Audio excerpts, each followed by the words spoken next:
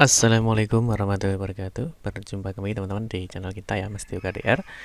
Oke teman-teman, di kesempatan kali ini kita akan masih berbagi informasi ya, masih di seputar rekrutmen P3K Guru ya tahun 2021 ya. Di sini nanti kita akan memberikan informasi teman-teman ya, berita gembira ya bagi teman-teman yang akan mengikuti seleksi ya untuk tahap 2 di P3K Guru tahun 2021 ini. Nah, mungkin teman-teman sudah harap-harap cemas ya, karena untuk seleksi atau pembukaan ya untuk pemilihan formasi di tahap 2 itu dimulai tanggal 15 ya, tetapi sampai dengan kemarin ya sekitar pukul 10 malam yaitu memang formasinya belum dibuka ya.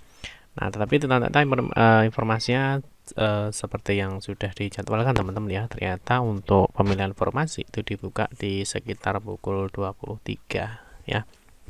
Nah, nanti di sini kita akan memberikan informasi teman-teman ya terkait bagaimana ketika formasi itu ada dan bisa dipilih ya, dan tentunya teman-teman nanti harus ada beberapa hal yang perlu kalian perhatikan dalam memilih formasi ya. Jadi karena untuk pemilihan formasi ada beberapa catatan ya yang harus kalian pantau ya, terus kalian lihat ya. Nanti kita akan membahasnya lebih lanjut teman-teman, apa saja yang perlu kalian perhatikan ya dalam memilih formasi di tahap 2 ini.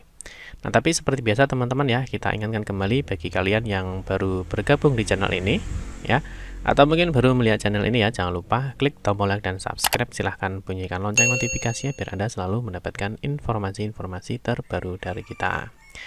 Oke teman-teman ya, sebelumnya kalau kita lihat di pengumuman di P3K Guru teman-teman ya, disampaikan bahwa untuk pemilihan formasi ya, seperti yang sudah disampaikan bahwa ada perubahan kembali ya. Jadi formasinya bisa dipilih ya mulai dengan tanggal 15 ya teman-teman sampai dengan tanggal 19. Jadi teman-teman tentunya tidak perlu terburu-buru teman-teman ya dalam memilih seleksi ini ya. Dikarenakan apa? Dikarenakan masih sampai dengan tanggal 19 November. Nah, nanti bagaimana cara memilihnya dan apa saja yang perlu kalian perhatikan ya dalam memilih formasi di tahap 2 ini. Yang pertama seperti biasa teman-teman ya, teman-teman bisa cek di login sscsn.bkn.go.id ya, teman-teman bisa login di masing-masing akun. Nanti teman-teman silahkan digeser di paling bawah ya. Nanti setelah digeser di paling bawah, di sini teman-teman akan menemukan sebuah tombol untuk memilih formasinya ya. Nah, setelah ada tombol untuk memilih formasinya ya, teman-teman bisa klik saja di sini ya. Tapi sebelumnya teman-teman harus memperhatikan dulu ya, sesuai dengan ketentuan yang ada di tahap 2 ya. Jadi teman-teman nanti harus melihat teman-teman itu berada di instansi mana ya. Karena tentunya instansi ini akan mempengaruhi dalam pemilihan formasi ya, atau pemilihan lokasi di mana teman-teman nanti akan melamar di sekolah tersebut. Ya, misalkan di sini ada instansinya pemerintah Kabupaten Kediri ya, ini berarti dia ada di SD maupun SMP ya. Nah, ini nanti teman-teman tentunya tidak bisa ya untuk mendaftar di luar Kabupaten Kediri ya, sesuai dengan peraturan di tahap 2 ya, bahwa tidak bisa lintas kewenangan ya, jadi dia bisa milih formasi dalam kewenangannya. Nah, misalkan nanti teman-teman di sini ada di provinsi misalkan ya, kalau provinsi berarti bisa memilih di kabupaten atau kota lain yang masih dalam satu provinsi ya, ataupun sebaliknya misalkan ini di kota ya, berarti teman-teman hanya bisa memilih sekolah yang ada dalam kota tersebut ya. Itu sesuai dengan aturan di tahap 2 ini.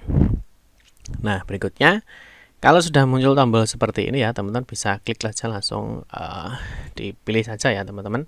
Ini bisa langsung diklik saja sehingga nanti ketika tombolnya ini sudah dipilih ya untuk memilih formasi, nanti akan muncul sebuah form seperti ini. Nah, yang perlu diperhatikan teman-teman yang pertama adalah batas akhir pendaftaran instansi ya. Di sini diterangkan ya bahwa untuk batas akhir pendaftaran instansi adalah tanggal berapa ini? Tanggal 19 ya. Jadi 19 November 2021 ya. Di sini harap akhiri pendaftaran sebelum waktu yang tertera ya. Jadi artinya teman-teman harus sudah mengakhiri ini sebelum tanggal ini ya, ataupun tanggal ini tidak masalah ya. Jangan sampai nanti teman-teman tidak mendaftar atau kelewat dengan tanggal ini. Ini yang perlu diperhatikan. Yang kedua adalah ini instansi ya, sesuai yang sudah kita sampaikan. Ini dilihat teman-teman berada di instansi mana ya. Jadi instansi itu di mana yang mengadakan P3K maupun CPNS ya. Terus yang berikutnya adalah pendidikan, teman-teman. Pendidikan ini sudah tidak bisa dirubah ya. Jadi pendidikan ini diambil ya. Jadi pendidikan ini diambil dari verbal ijazahnya. Nah, yang kedua adalah sertifikat pendidikan. Dan sertifikat pendidikan ini bagi teman-teman yang sudah memiliki sertifikat pendidik. Ya, ini sudah otomatis dari sistem ketika teman-teman melakukan pendaftaran ya. Ini pendaftaran akun ya, ini sudah muncul. Nah, terus berikutnya teman-teman untuk yang lain-lainnya ya, ini sudah tidak bisa dipilih ya, ini karena datanya sudah teman-teman masukkan, ini juga sudah ya, mulai dari IPK, nomor jasa, tahun lulus, ini silahkan dicek karena ini datanya berada di SSC ASN ya, ketika teman-teman melakukan pendaftaran akun. Nah, teman-teman hanya bisa memilih ini ya, jabatan dan juga lokasi jabatan. Nanti teman-teman milih jabatan dan juga lokasi jabatan. Yang pertama untuk jabatannya ini disesuaikan dengan sertifikat pendidikan teman-teman ya. Jika teman-teman sudah memiliki sertifikat pendidik, jika belum maka teman-teman memilih pendidikan ini. Ya. Nah, berikutnya teman-teman di sini ya, nanti hanya memilih jabatan dan juga lokasi formasi jabatan.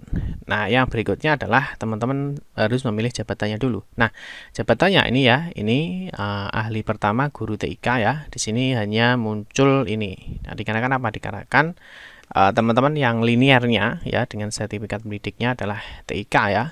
Nah, dari TIK linearnya adalah ahli pertama guru TIK. Jadi yang ditampilkan di formasi jabatan ya, ini adalah yang linear sesuai dengan serdiknya atau ijazah S1-nya. Ya sudah ya, silakan dipilih jabatannya ya. Ini yang muncul apa, berarti itu yang linear, teman-teman bisa memilihnya. Nah, yang berikutnya adalah setelah memilih lokasi. Nah, yang berikutnya setelah memilih jabatan, setelah memilih jabatan, berikutnya teman-teman adalah memilih lokasi formasinya. Ya, lokasi formasi yang perlu diperhatikan adalah yang pertama itu adalah kebutuhan gurunya. Ya, apakah di sekolah itu masih ada kebutuhan gurunya atau tidak. Nah, kalau data itu di lokasi kerjanya ini ditampilkan seperti ini ya, 1, 2 ya, seperti ini. Kalau masih tampil di sini, ya artinya di sini masih ada kebutuhan gurunya. Nah, untuk terkait dengan kebutuhan guru ya, kemarin sudah kita bahas ya di video kita, bagaimana cara melihat kebutuhan guru ya, atau bagaimana melihat apakah formasi di sekolah A, B, C itu masih ada atau tidak ya. Kemarin sudah kita bahas, nanti teman-teman bisa cek di deskripsi video ini. Nah, kalau seperti ini ya, kalau lokasi formasinya muncul ya, berarti teman-teman bisa memilih. Nah, yang perlu diperhatikan ini ya, jadi yang nama-nama sekolah yang muncul ini disesuaikan dengan instansinya. Ya, jadi instansinya.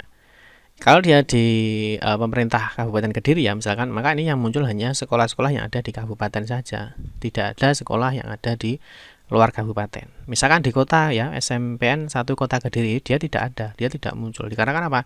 Sesuai dengan tahap 2 ya, dia berada di dalam kewenangannya. Ya, kalau dia di kabupaten ya, misalkan di SMP kabupaten ya, maka dia hanya bisa memilih SMP-SMP yang ada di kabupaten yang masih ada formasinya. Itu ya, itu yang menjadi catatannya. Sehingga teman-teman nanti ketika lokasi formasinya ini muncul, berarti di sini masih ada formasi atau masih ada kebutuhan gurunya. Oke ya, bisa dipahami teman-teman ya, ini yang perlu diperhatikan. Yang kedua adalah NPSN-nya teman-teman. NPSN-nya ini bisa teman-teman perhatikan ya. Ini ditakutkan ketika ada sekolah yang namanya sama ya, misalkan SMP Negeri 1 Keras, misalkan ada 2 SMP ya.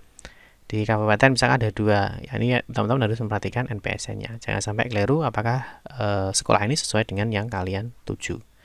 Itu teman-teman ya, setelah memilih jabatan silahkan memilih lokasi formasi. Kalau misalkan teman-teman mau memilih sekolah A, B, C ternyata di sini tidak ada ya, berarti bisa saja di situ sudah tidak ada kebutuhan formasi di sekolah tersebut. Nah, kalau sudah dipilih teman-teman ya, jadi untuk jabatannya sama lokasi formasinya ya sudah dipilih, misalkan ini disesuaikan dengan serdiknya atau ijazahnya. Nah, di sini sudah dipilih SMP-nya ya, sesuai dengan yang ada kebutuhannya ya, teman-teman. Berikutnya adalah mengisi captanya ya. Di sini dimasukkan kodenya ini. Nah, kode ini bisa berubah-ubah teman-teman ya. Jadi setiap orang bisa saja berbeda. Nah, kalau sudah diisi teman-teman selanjutnya adalah klik di akhiri proses pendaftaran. Ini wajib ya, kalau teman-teman tidak mengakhiri maka teman-teman ya dipastikan tidak bisa mengikuti ujian di tahap 2 ini ya. Yang perlu diperhatikan adalah pastikan semua datanya benar. ya tidak ada kesalahan data. Kalau sudah silahkan klik akhiri ya. Nah, silahkan klik akhiri. Nah, di sini yang perlu diperhatikan adalah setelah pendaftaran diakhiri dan diproses ya, Anda tidak bisa mengubah data ya. Pastikan kembali jabatan dan lokasi ya. Jabatan dan lokasi kerja sudah sesuai ya. Apakah Anda sudah yakin? Kalau teman-teman yakin, teman-teman bisa klik iya ya. Kalau sudah iya, maka pendaftaran selesai. Teman-teman nanti bisa mencetak kartu pendaftarannya. Kartu pendaftaran di tahap 2 ini ya. Nanti di sini ada formasi jabatannya. Oke teman-teman ya, cukup seperti itu ya teman-teman ya. Bagaimana cara memilih formasinya dan hal-hal yang perlu kalian perhatikan. Nanti teman-teman bisa memantau untuk cetak kartu pendaftaran, dan nanti ketika waktunya waktu untuk ujian, yaitu teman-teman nanti bisa mencetak kartu ujiannya. Nah, kartu ujian cetak kapan Pak? Ya, waktu ujiannya nanti bisa dilihat teman-teman sesuai dengan jadwal yang ada di sini ya. Nanti untuk mencetak kartu ujiannya itu mulai tanggal 2 sampai dengan 5 Desember 2021 ya. Seperti itu teman-teman ya. Semoga bagi teman-teman yang mengikuti di seleksi tahap 2 ini ya, semoga teman-teman bisa lolos dan bisa diterima di tahap 2 ini. Oke teman-teman, terima kasih yang sudah menonton video ini ya. Mohon maaf jika ada salah kata dalam memberikan informasi dan penjelasan.